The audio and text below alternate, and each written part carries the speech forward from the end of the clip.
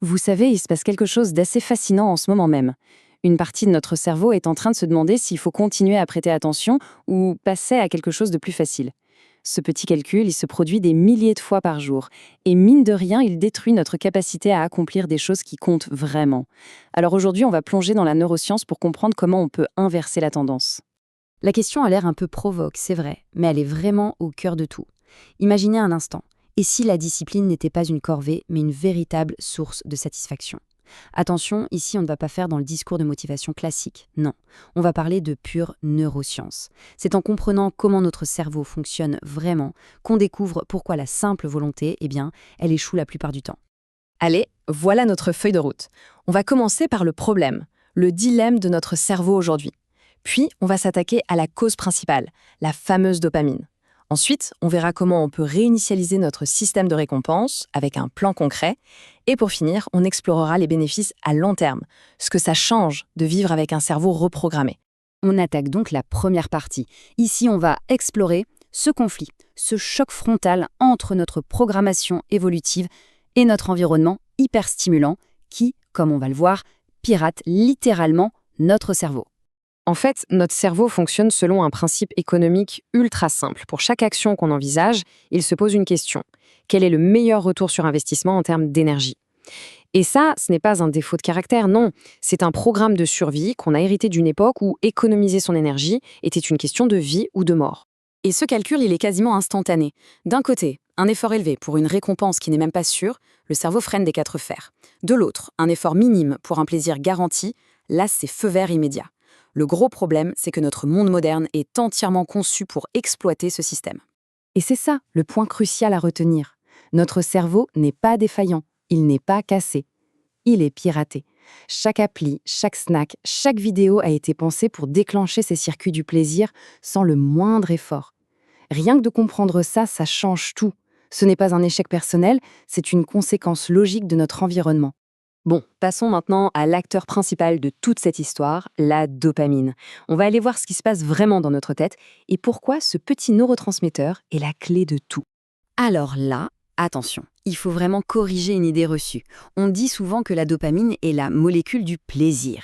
En réalité, c'est la molécule du désir, de l'anticipation. Elle est libérée non pas quand on reçoit la récompense, mais juste avant. C'est elle qui nous pousse à chercher.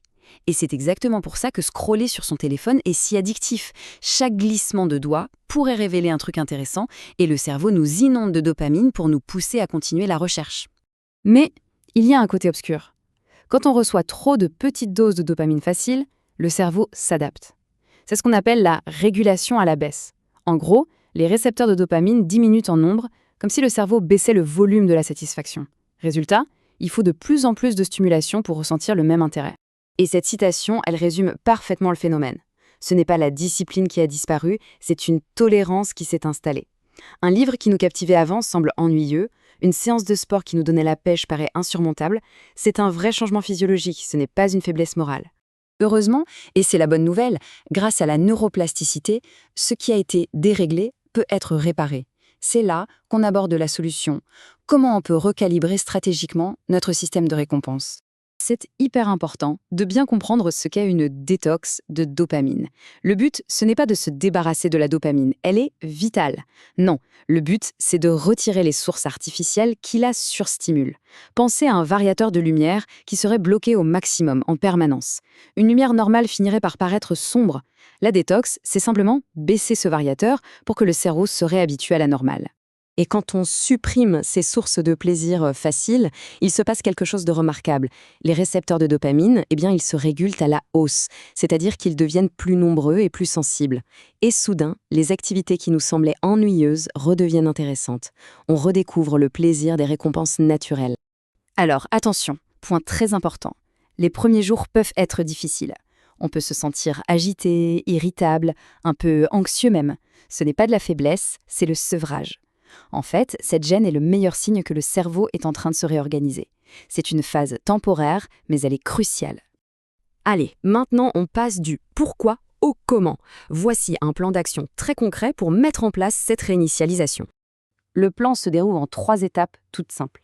D'abord, on identifie les coupables, les sources de dopamine faciles, le téléphone, les jeux, la malbouffe, etc.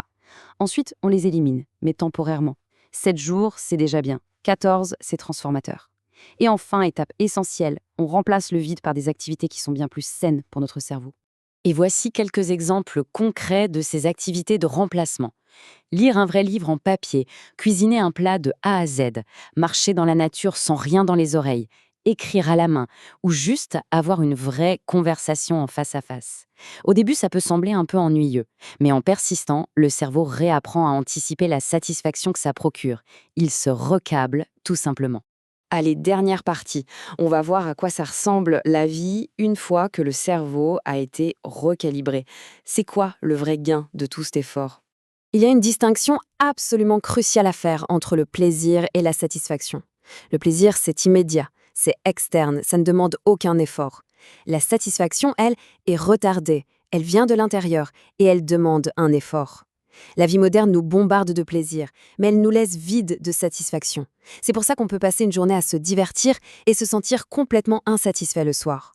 Et voici la révélation. Sur le long terme, la satisfaction produit une récompense neurochimique bien plus forte que le simple plaisir.